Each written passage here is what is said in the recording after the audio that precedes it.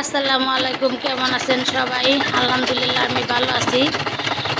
আজকে একটা সেলোয়ার কাইটে মেশিনে সেলাই করবো। আমার সেলাই মেশিন আছে। তো দিনে আজকে কি কাজ করলাম জোহরের নামাজের পর থেকে আপনাগুলোকে শেয়ার করব।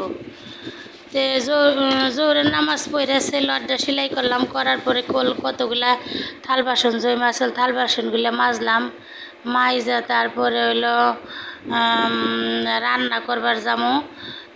ইলিশ মাছ রান্না করবো দিয়ে মিষ্টি মিষ্টি কুমড়া আর হইলো টমেটো দিয়ে। তো এদিকে আমি টমেটোগুলা মিষ্টি কুমড়া এগুলা কাইটে রেডি করে নিলাম, রেডি করে নিতেছি।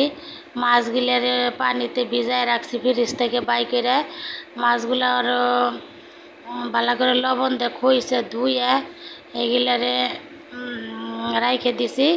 দিয়ে এই যে কিছু মিষ্টি কুমড়া আমি ভর্তা বানাবো, আর একটু পেঁপে কাইটে রাইস কুকারের জালিতে দিয়ে দিছি। এগুলো আমি ভর্তা বানাবো। মিষ্টি কুমড়া ভর্তা আমার অনেক মজা লাগে। আপনারা কার কার মজা লাগে কমেন্ট করে জানাবেন। মিষ্টি কুমড়া কে পছন্দ করেন? আমি তো অনেক পছন্দ করি মিষ্টি কুমড়া। আর মিষ্টি কুমড়া তো চিংড়ি মাছ দিয়ে ভাজি করলে অনেক মজা। তে তরকারিগুলা কাটা শেষ করব। শেষ করার পরে আমি কড়াইতে বসাই দিছি। এই যে কাটা শেষ, এগুলো সব ধুয়ে নিছি। কড়াইতে তেল দিয়ে দিছি। এখন আমি পেঁয়াজটিও দিয়ে দিব। দিয়ে এগুলো ভালো করে লাড়াচাড়া দিয়ে ভাজতে একটু কালার ব্রাউন কালার করব। এই যে মাছগুলো দেন, ইলিশ মাছের মাথা আজকে রান্না করব। খালি একটা ডুম থুইছি। ডুমটা আমার বড় মেয়ে হইলো কাটা আলা মাছ খায় না, ও হইলো মাথা খাইব না।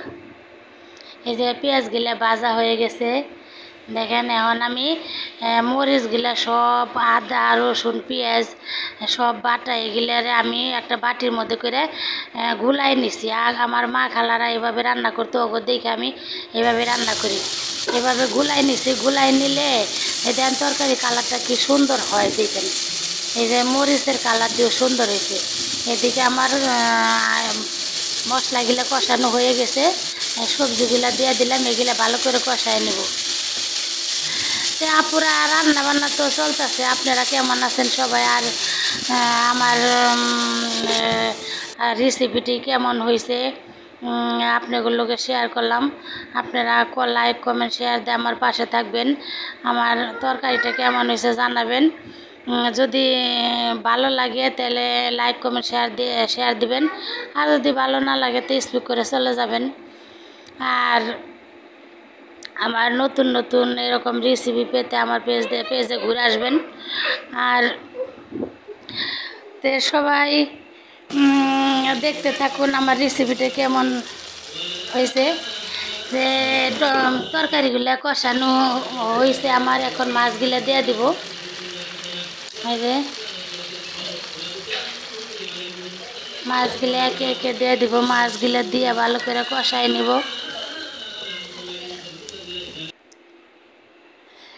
ইলিশ মাছ তো এই কারণে আমি এগুলোর বাইজা নিই না। ইলিশ মাছ কিন্তু বাইজা নিলে গেরান বেশি ভালো লাগে না আমার কাছে। আমি মাছ কষাই নিই। ইলিশ মাছ সবসময় আমি এভাবে কষাই নিই। তারপর আমার তরকারিটা হয়ে গেছে। এখন আমি কিছু বেগুন কাইটে রাখছিলাম, বেগুন গিলে ভাজবো। আমার মেয়েরা বেগুন ভাজা খুব পছন্দ করে। তো সবাই ভালো থাকবেন। আল্লাহ হাফেজ।